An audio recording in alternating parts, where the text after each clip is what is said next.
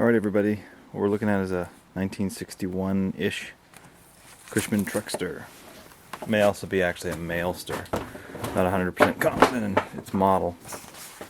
Getting ready to do an EV conversion on this.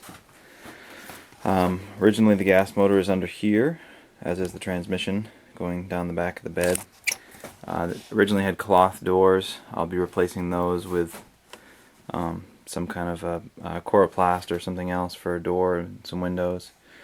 I'm going to be doing a 48 volt lithium ion phosphate battery for this setup. I believe I'm going to be using the high power 100 amp hour cells for this conversion, since I already have about 36 volts worth of them, and I can get the rest of them for without totally breaking the bank. So that's what's going to be powering it. Probably a little underpowered. I may eventually update that to a higher power, but when the budget can let it happen. But this is how it looks. Just picked it up on eBay for a good deal. About 300 miles away from my house, so I had to take a long road trip to go get it. Not in bad shape, really. For what it is and for what I paid for it. It needs a spring up on the front end. It's going to need some brakes touched up on it, and I'll have to do the tires and this, that, and the other. I'm not going to make this into a show vehicle. This is going to be an enclosed cab back here. I'm going to get rid of this old rotten bed. It's going to be an enclosed cab, enclosed cargo area, aerodynamically efficient shape machine, helping to haul my equipment with it and go to work with it in varying lengths, because I work in different places every night. But hopefully most of my local work I'll be able to take it for. Okay, so I got the bed removed and cut up. It was actually pretty rotted, so it came pretty easy with a circular saw. And I'm pleased to find out that the thing sits actually pretty darn low to the ground, which is good for loading equipment onto the back of it eventually when I build a bed.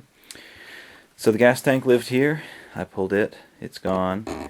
Associated hosing and such.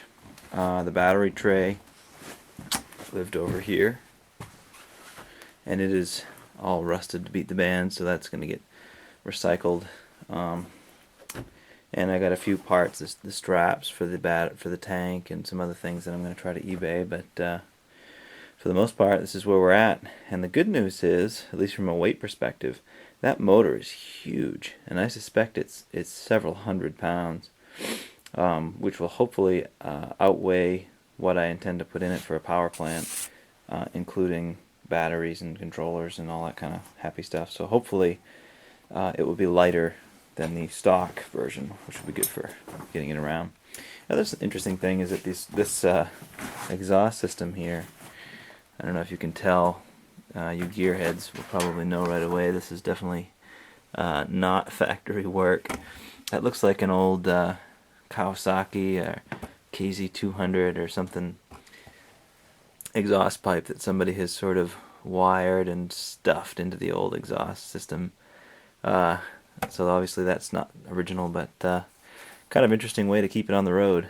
So here we are. Next step is to continue taking out all the bits associated with the internal combustion engine and then try to get that engine pulled. Hey guys, so here we are. Got the truck pretty well stripped, except for the motor. And I think I'm going to leave the transmission for now. Definitely not going to get rid of it. Check my gear ratios, see where it's at, and if it's actually going to be worth saving. It can't weigh too much, probably 30 or 40 pounds, but on this baby every pound is going to matter. So here's our motor. What's interesting about it is that the bolts that hold it in from the bottom, and where they actually hook in, their top nut is down in there where I'm shining the flashlight at the moment. There's a flange you have to get to in order to, it's right in there, to get these bad boys out.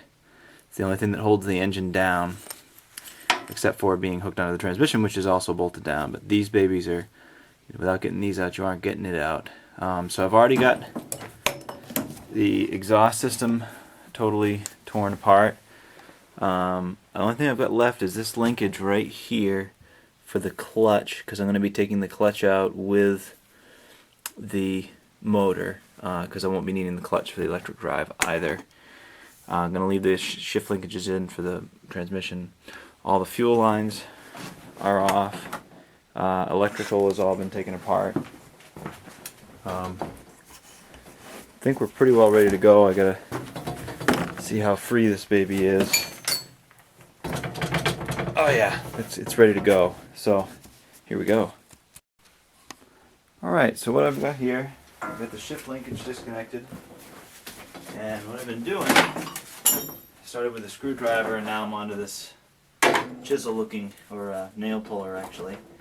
And I've actually separated the transmission from the clutch assembly here, being careful not to damage anything as best I can. So I want to try and get some wedges put in here. Kind of hold it forward while I try to pull this apart. So there's one. I'm actually going to break this one so I get a little more.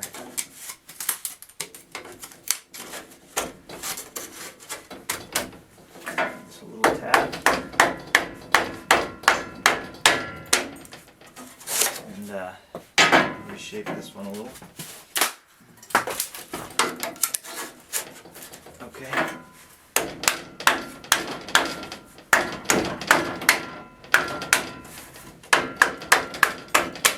So I think they're sufficiently apart from one another. I just want to go ahead and give a tug on the motor and see where we're at.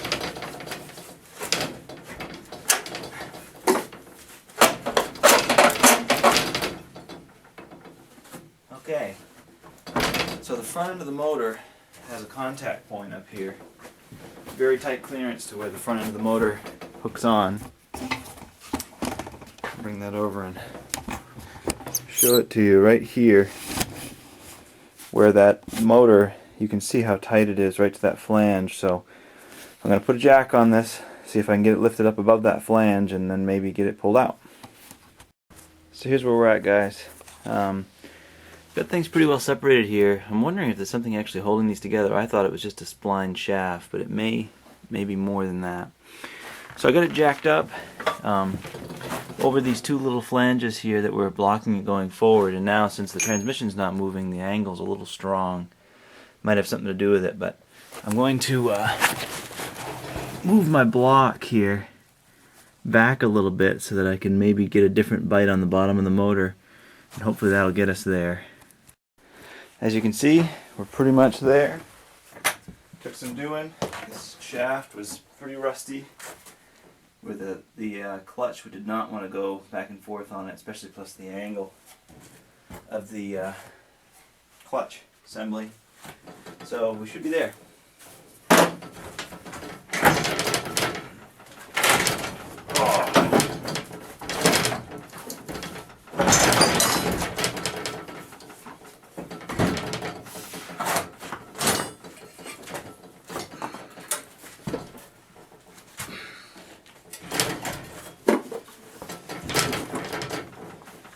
There you have it. One Cushman Truckster engine less Truckster. That concludes part one. Stay tuned, guys. Gonna be doing some more lightning, adding a bed, and get started on the EV conversion here very soon. Thanks for sticking around.